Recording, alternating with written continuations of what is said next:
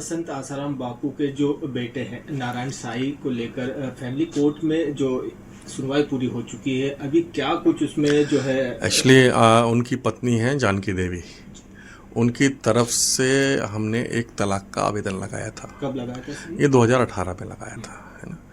तो उसमें जो हमने दलीलें पेश की और जो हमने साक्ष्य दिए, हमारी दलीलों में ये था कि वो उन्होंने जो है इलिसिट रिलेशंस दूसरी महिलाओं के साथ रखे हैं और हमारे साथ रहे नहीं हैं। ये बात उन्होंने एडमिट भी की है और चूँकि उनके ऊपर बलात्कार का केस चला और उस पर उनको सज़ा हुई सूरत कोर्ट से, तो कोर्ट ने ये बात मानी और उस पर हमको क्रूरल्टी के आधार पे हमको तलाक दिया।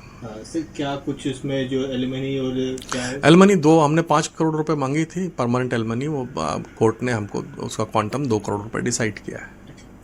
और दूसरा ही कि जो तलाक की अर्जी थी वो क्यों स्वीकार कर ली, क्या हुआ? तो स्वीकार हुई तभी तो हमको तलाक मिला। सर उनके आसाराम के अपने नारायण साईं के जो अधिवक्ता उनकी ओर से क्या कुछ कहा गया था उसमें कुछ? वो तो उनका कहना ये था कि ऐसा कोई क्रूरल्टी उन्होंने कभी की नहीं है, लेकिन चूंकि सब प्रामाणिक थे और सब साक्ष्य के आधार पे थे, दस्तावेजी साक्ष्य सभी चीज़ों के थे, उसके आधार पे कोर्ट ने हमारी बात मानी और हमको हमारी पक्षकार जानकी देवी को उस तलाक दिया। पूर्व में भी कुछ 50,000 रुपये प्रति माह देने की जो कोर्ट ने बात कही थी, कुछ उसका भी कुछ? वो हमने 125 का एक हमने भरण पोषण का केस लगा रखा था, तो वो हमारी एप्लीकेशन हमारी अलाउ हुई थी और उसमें 50,000 रुपये में मासिक भरण पोषण भत्ता देने का आदेश हुआ था, जो उसने कभी दिया नहीं।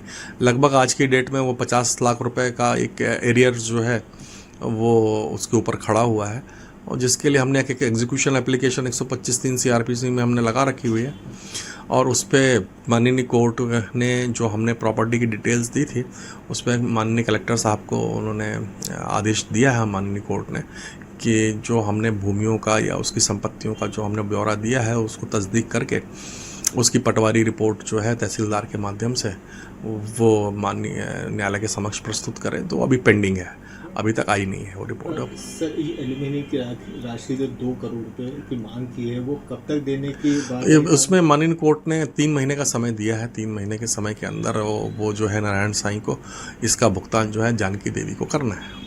अभी फिलहाल जो है नारायण साईं कहाँ पर है कोई? अभी वो जो है वो सूरत सेंट्रल जेल के अंदर है और जो उनके ऊपर बलात्कार का केस चला था उसमें उनको आजीवन कारावास हुआ था, उसी सजा को वहाँ भुगत रहे हैं। कोई बच्चे भी हैं जानकी देवी के कुछ? जानकी देवी के कोई बच्चे नहीं, कोई संतान नहीं है, क्योंकि कभी उनका संबंध जो थे नारायण साईं से स्थापित ही नहीं हुए थे। नारायण साईं ने भी कुछ कोर्ट में बोला था कि मैं जेल में हूँ, इस वजह से मुझे इस तरह की जो जानकारी उपलब्ध नहीं हो पाई कि कोर्ट में एल्यूमिनियम या फिर तलाक की जानकारी नहीं मिल पाई थी। ऐसा नहीं, वो तो लड़ ही रहे हैं, वो तो उनका तो पहले दिन से ऐसा कुछ भी वो उन्होंने कोर्ट के बाहर क्या कहा मुझे नहीं मालूम, लेकिन कोर्ट के अंदर तो वो शुरू दिन से आ रहे हैं। क्या कुछ उनका कहना पड़ा सर आप जब उस दिन सामने पेशी हुई थी उनकी? उन्होंने तो हमारे चार्जेस को डिनाई किया था, लेकिन चूंकि डिनाई करने से कुछ नहीं होता, आपको प्रमाणित भी करना है ना, तो दस्तावेजी प्रमाण से ज़्यादा कुछ ऑथेंटिक कुछ हो ही नहीं सकता। आज कौन जज साहब थे सर ये फैसला जो है? माननीय धीरेन्द्र सिंह साहब जो हमारे प्रिंसिपल जज हैं माननीय न्यायालय के, पारिवारिक न्यायालय के, उनका निर्णय था। कब आया था सर निर्णय 2 तारीख को आ गया था। डिग्री उसकी आज उसमें माननीय न्यायालय ने उस पर आज दस्तखत किए। अपना परिचय दे दीजिएगा सर। अनुराग चंद्र गोयल, एडवोकेट, इंदौर। आप किनके पक्षकार? मैं जानकी देवी का।